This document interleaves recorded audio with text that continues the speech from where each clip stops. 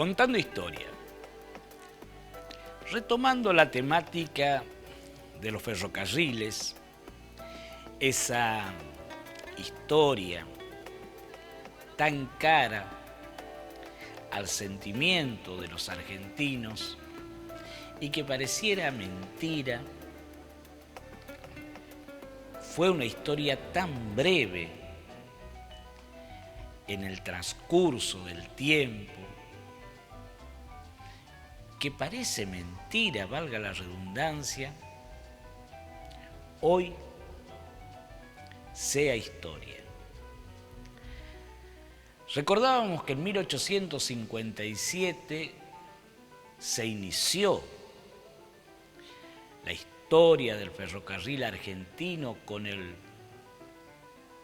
silbato de la Porteña y que en 1995 prácticamente los trenes en su gran mayoría pasaron a ser historia.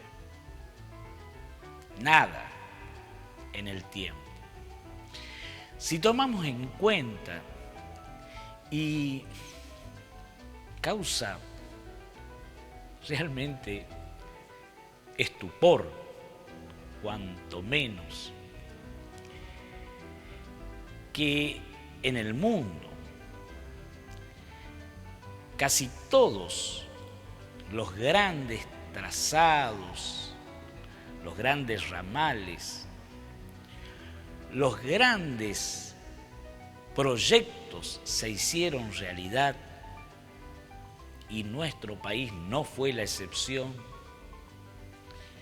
entre 1870, 1880 y las primeras 2 décadas del siglo XX, o sea, hacia los años 1920.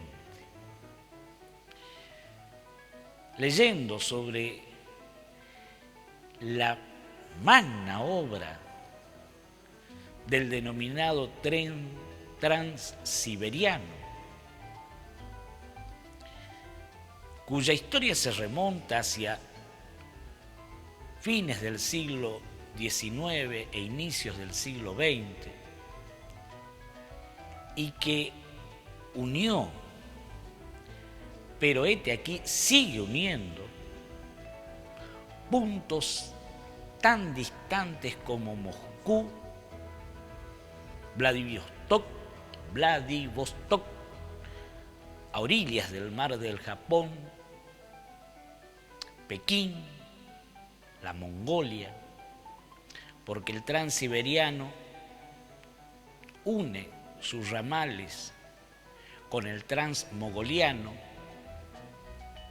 que traspasa la estepa mongólica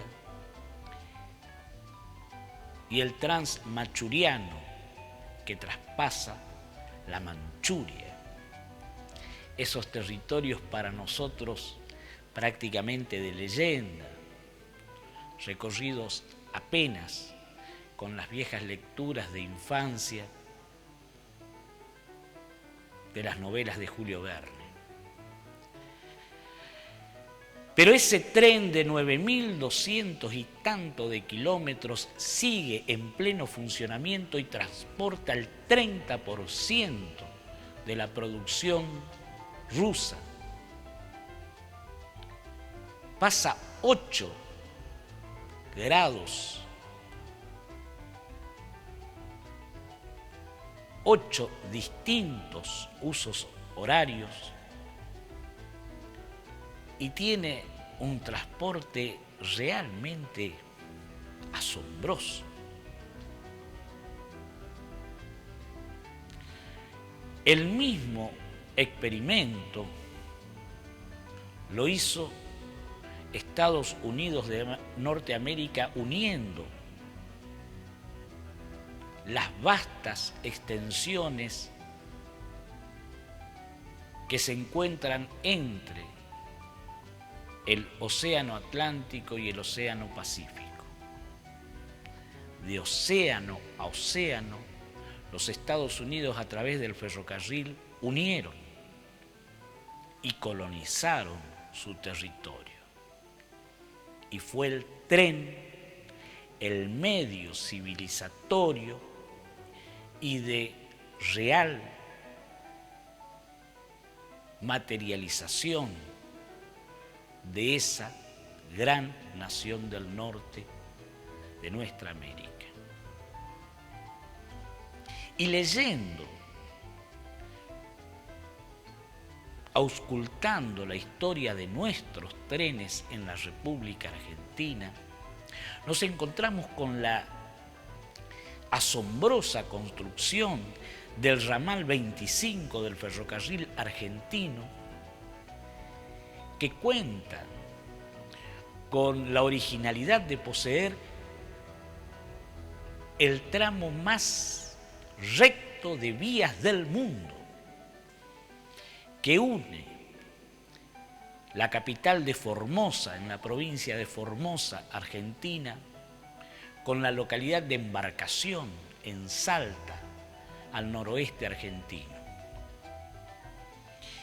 Esa vía tendida entre los años 1910-1917 tuvo por objeto unir ese gran norte argentino,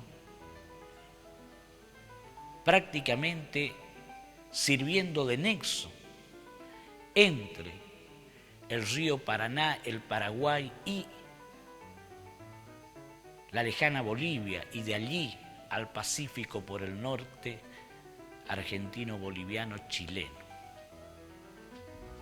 Hoy, cuando aún el transiberiano sigue corriendo, cuando los rieles norteamericanos sopesan el paso de los raudos trenes, el lejano y cercano en el tiempo ramal 25 de Formosa es prácticamente un sueño difícil de despertar. Quedan las estaciones tiradas en las rutas de las vías, desmanteladas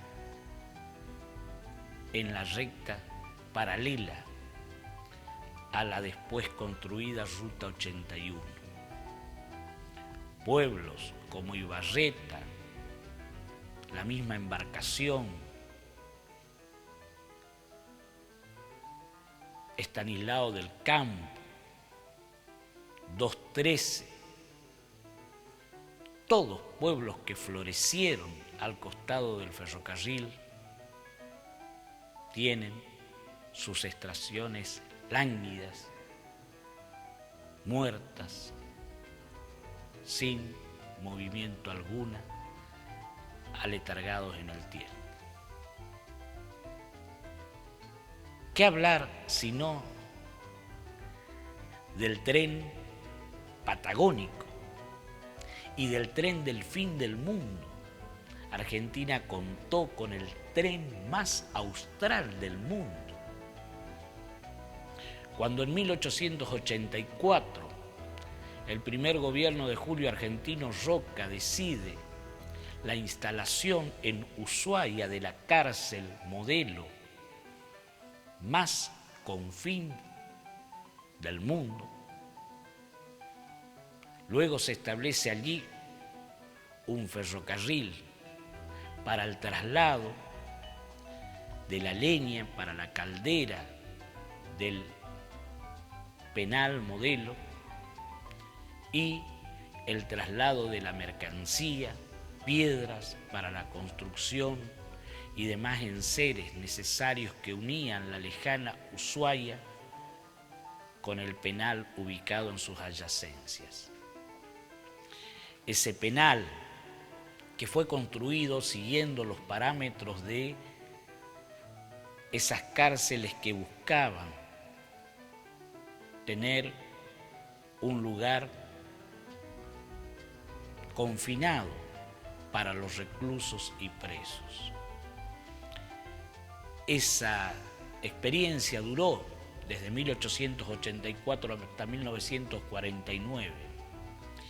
Ese viejo tren, llamado el tren de los presos, tuvo sus primeras vías de madera,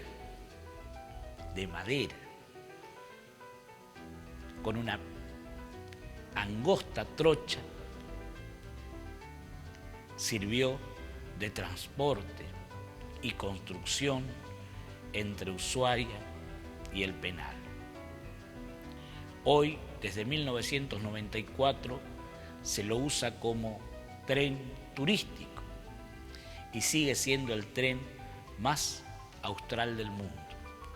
8 kilómetros entre la estación y el viejo Penal transcurren entre cascadas y uno de los paisajes más maravillosos del planeta. Allí pasan por la vieja aldea de los Yamanes, población aborigen desaparecida, y muestra cómo era el trabajo carcelario de los reclusos cuyo destino era esa lejana prisión del fin del mundo. Allí opera actualmente una de las locomotoras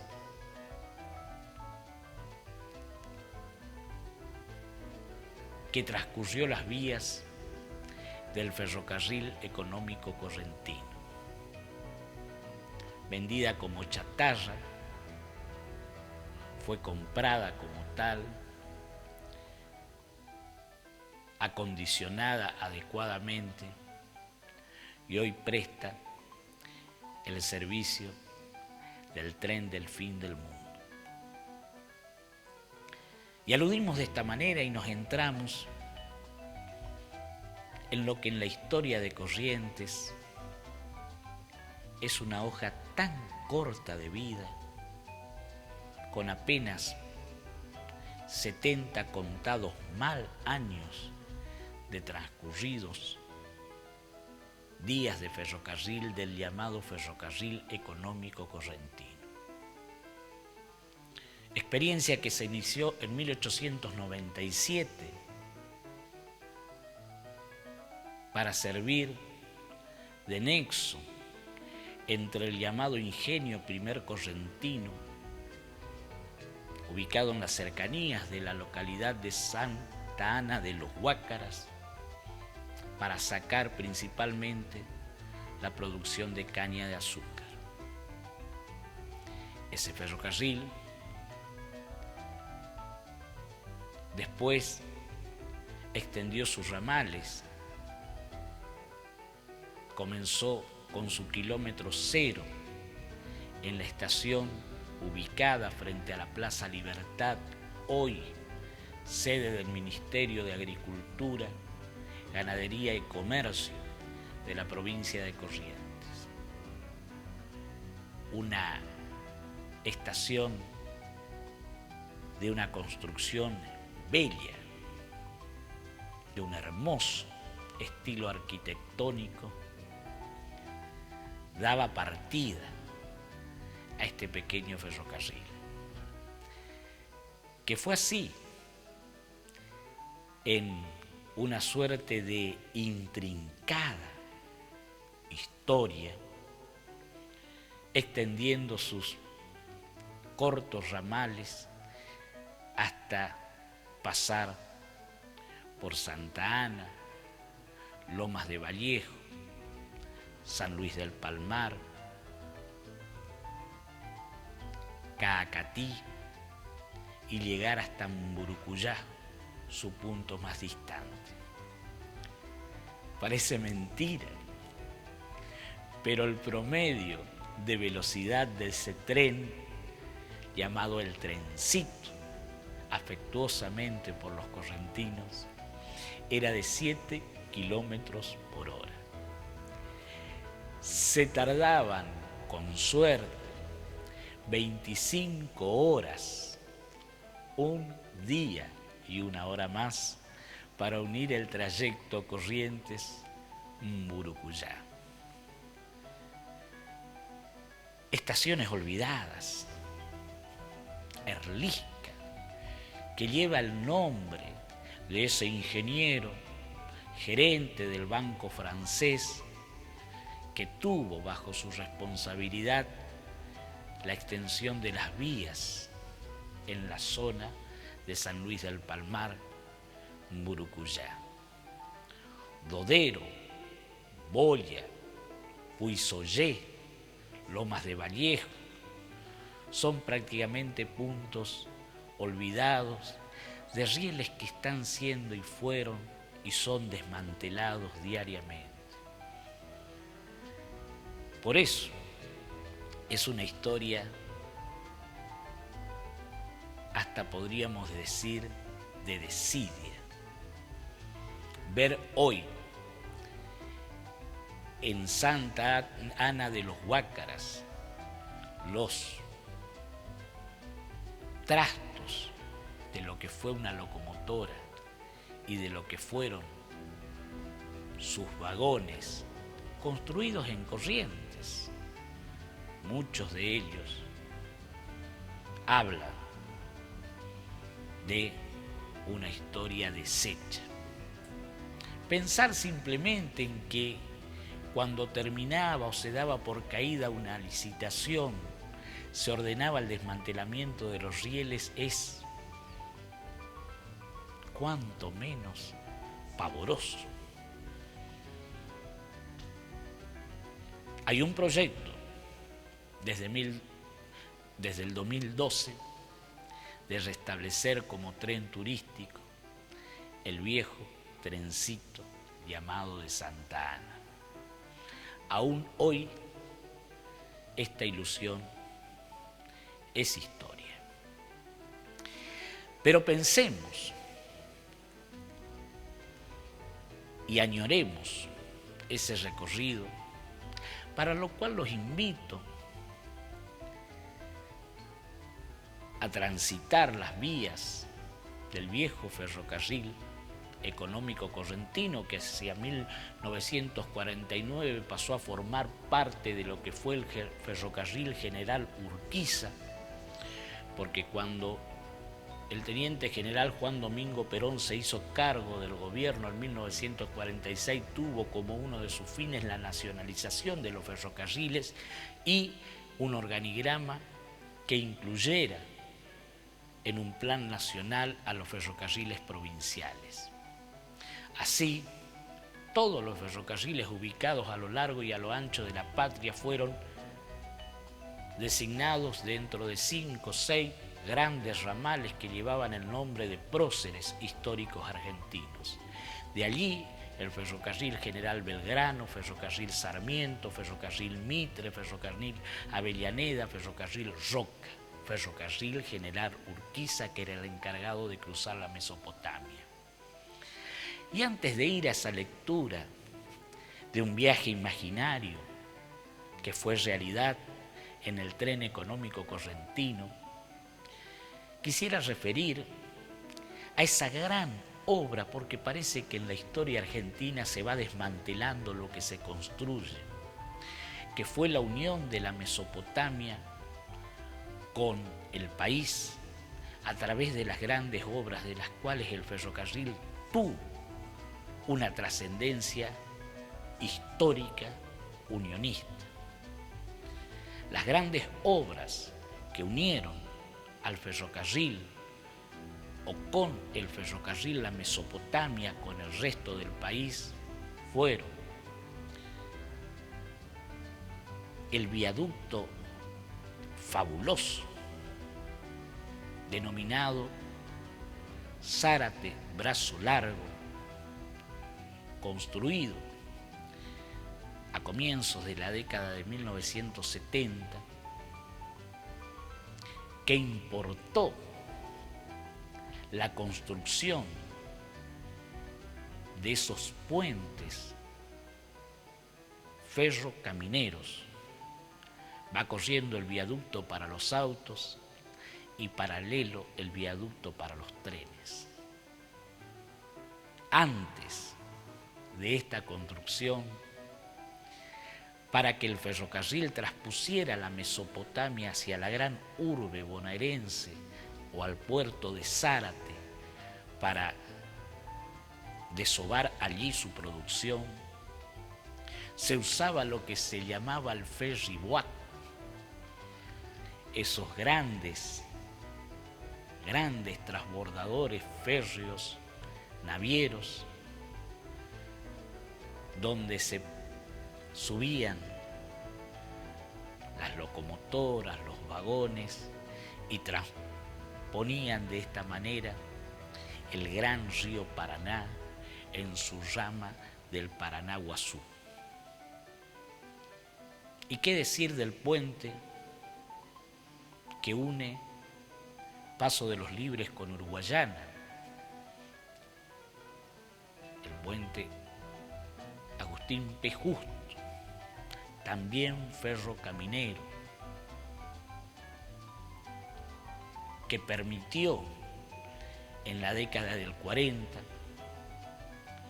trasponer y unir con el ferrocarril la exportación de estos dos grandes colosos de Sudamérica. Y así el ferrocarril General Urquiza se adentraba en la Mesopotamia y se iba hasta Posadas, pasando de allí también en ferry boat el Paraná, en la zona denominada de Itapúa, donde antes Artigas y el comandante Andresito defendían las fronteras de la invasión paraguaya. Otra gran vía que unió, y cabe rememorarla por la trascendencia que tuvo, la Mesopotamia con el centro del país, fue el túnel subfluvial Paraná-Santa Fe, el túnel Hernandarias, construcción faraónica, precedente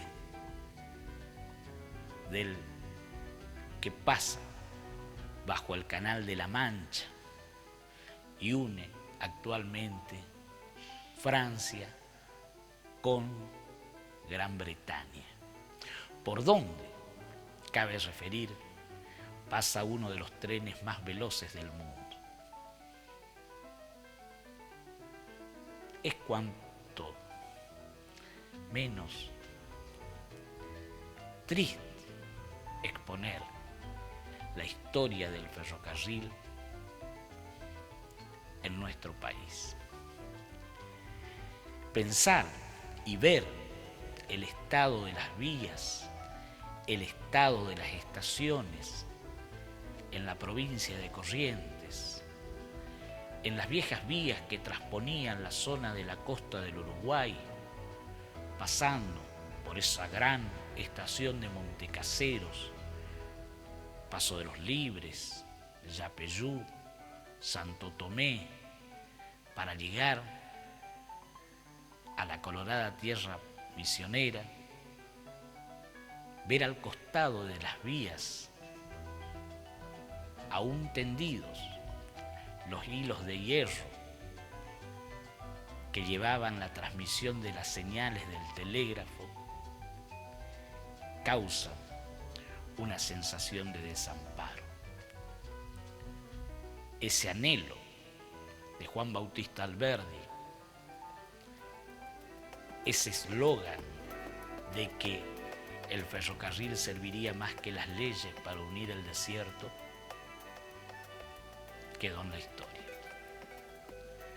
contando historia.